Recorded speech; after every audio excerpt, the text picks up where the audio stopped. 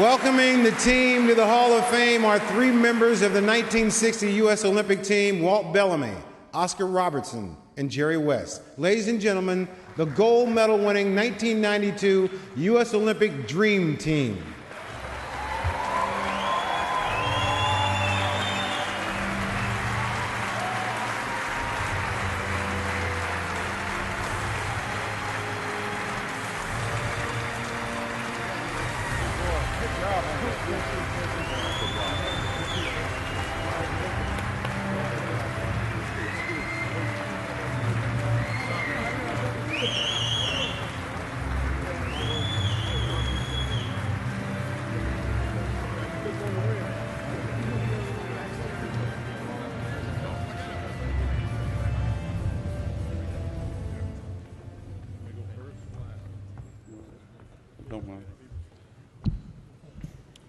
Wow. God is so good. And Cynthia, I know you talked about your mom being in front of that flat screen, but joining her at that flat screen is a man who had a three-piece suit on, his hair all the way together. He had the nicest tie on, and he was our leader, and that was Chuck Daly. So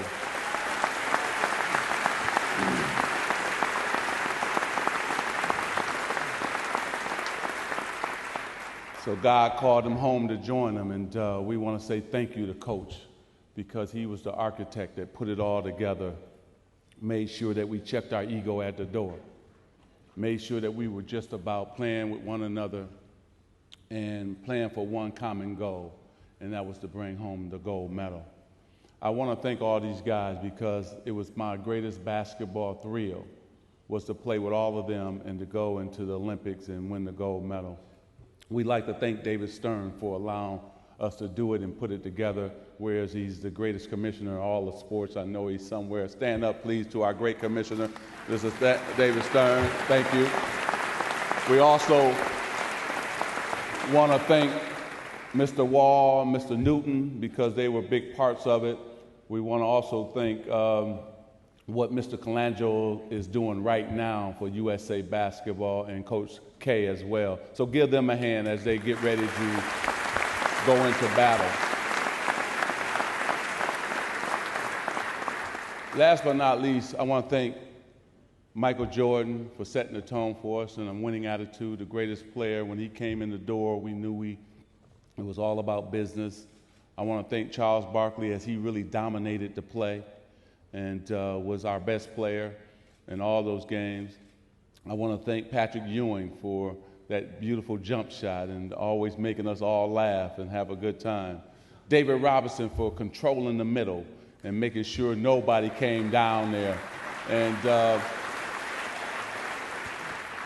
I want to thank John Stockton for always being under control and throwing the prettiest bounce passes of anybody.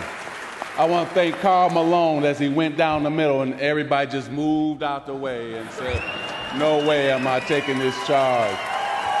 I want to thank Clyde Drexler as he took off so well in the air and just glided like Clyde, the glide that he was. Then I want to thank Chris Mullin as he shot with the left hand, and it was all net every single time. And then he would do it one more time, all net with the left hand. Woo! I want to thank Scottie Pippen as he shut down 5 guys on the team. Scottie wanted to play everybody, and he did play everybody. And one thing great about him, he could play all the positions. And last but not least, LB, you and I, brother, we came in together from college. It was a joy, man, to be alongside of you. I know your back was hurting. You didn't want to play. I called your butt up, and I said, you going to play. We needed this thrill one more time. And I remember Michael Jordan sitting there telling us, remember this? We were sitting there, and he took a puff of his cigar, and he said, Larry and Magic, you had your run, but there's a new sheriff in town. So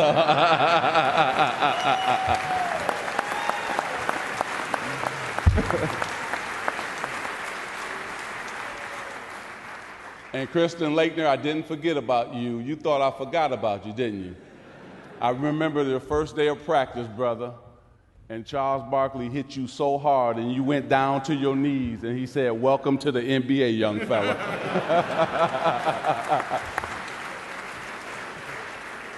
Coach Wilkins, Coach PJ, we say thank you. It was an amazing run, and we want to thank all of you. So, LB, I'm going to let you close, brother.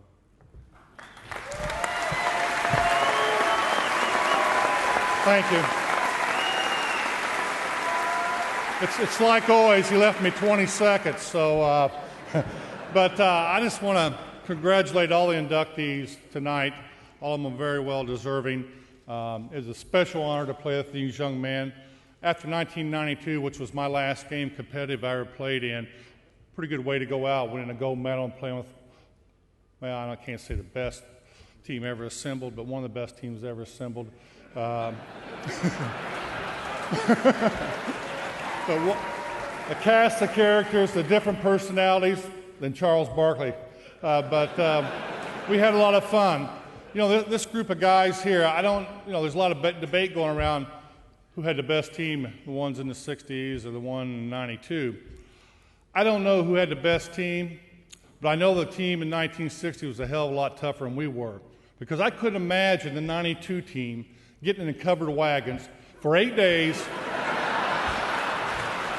going across the country, jumping in the Atlantic Ocean, swimming for 6 days, then walking 3,000 miles to the Colosseum in Rome for $1 a day. Thank you.